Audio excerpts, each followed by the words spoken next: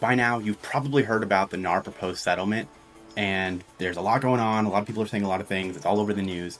Let's talk about it in a really honest way. Before we can get into the actual settlement, let's talk about how commission actually works. Basically, sellers agree to give a total commission to a listing agent, and then the listing agent agrees to give a portion of that to the buyer's agent.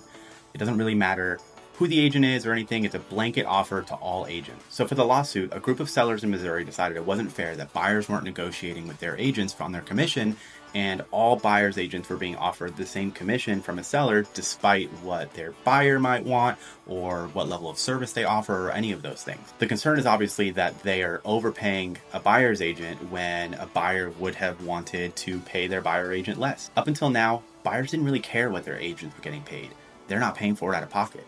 So yeah, they can see what they're getting paid. It's, clearly distributed everywhere. It's on the MLS. It's on their closing documents. They can see every penny, but they're not paying for it, so they didn't really care. They never cared to negotiate. Obviously, that group of sellers won, and it's been in appeals for the past few months. The NAR, or the National Association of Realtors, has been in appeals, and over the weekend, they proposed a settlement that would end the litigation. Part of the settlement is that the NAR is going to give $418 million to homeowners that feel like they were affected, as well as release themselves from liability and claim no wrongdoing, which is pretty standard for any settlement. However, there were two big things that came through the settlement that would probably change the industry. So this is the part that you've probably heard on the news. The first part is that all buyers and buyer's agents are required to be in written agreement together. That's already required in some states, so really all it's doing is making it mandatory across the entire United States. The second part is what I think a lot of people might be misunderstanding or misinterpreting, and it's that the MLS will no longer advertise a commission for buyer's agents. Obviously, news outlets are jumping on that and saying that it means that there are no more buyer commissions and that buyers are gonna have to pay their own agents commissions, and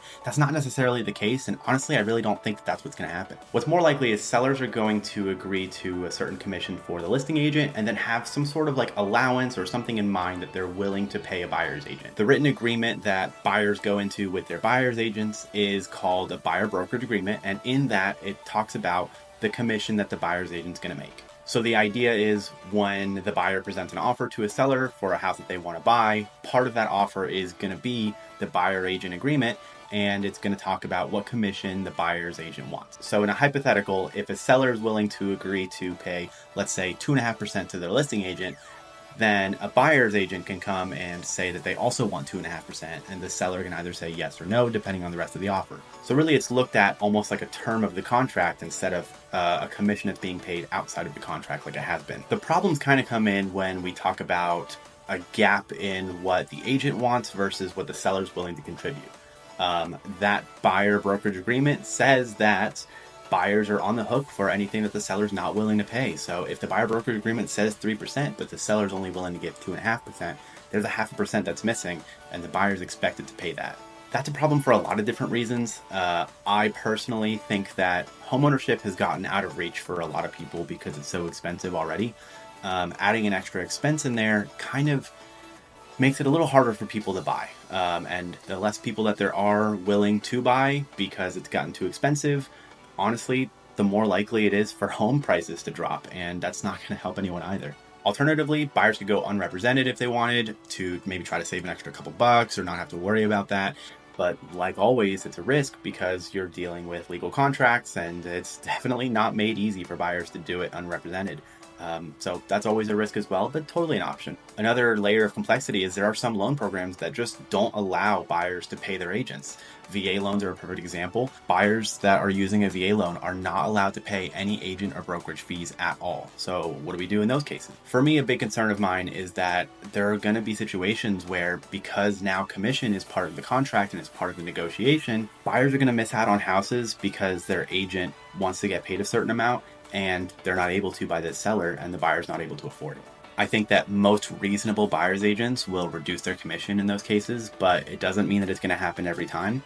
And that sucks. It would suck to lose a house that you love because your agent expects or thinks that they deserve, and they could deserve a certain amount, and a seller's not willing to pay it, and now there's a difference. You don't want to go underrepresented, and so on. Personally, I do think that this will end up being a good change. I like the opportunity for anybody to be able to save money. I like transparency. I like fairness. It's how I've always operated. I do think that there are some things that they're going to have to smooth out for sure, but overall, could be a really good thing. I do think that unfortunately, a lot of people think that becoming a real estate agent is kind of like a get rich quick scheme. And a lot of people get their license and they get into it without really knowing what they're doing.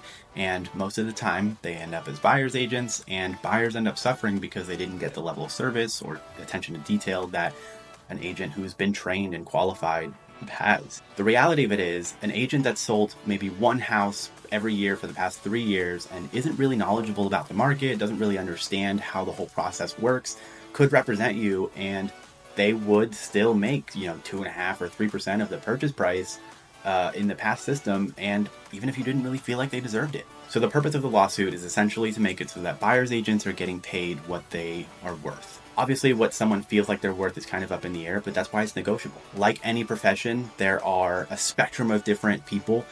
Some are really, really, really good at what they do. Some are not so great at what they do. And at the end of the day, it really isn't fair that all of those people get paid the same for a different level of service. At the end of the day, with modern technology and AI, real estate agents really are becoming a concierge service. We need to recognize that and help the people that want to hire us and realize that we are not a requirement for all buyers and sellers. There are a lot of people that can do it on their own. Kudos to them, absolutely. But the people who don't want to deal with it should be able to do it the right way. But anyway, that's my 2 cents on the whole settlement and lawsuit. Honestly, I don't think it's as big of a deal as a lot of people are making it out to be. And I'm always welcoming of change, and me and my team are not going to stop anything that we're doing because we always do it the right way anyway. If you've got any questions or maybe a different insight or any other opinions or anything, comment, let me know.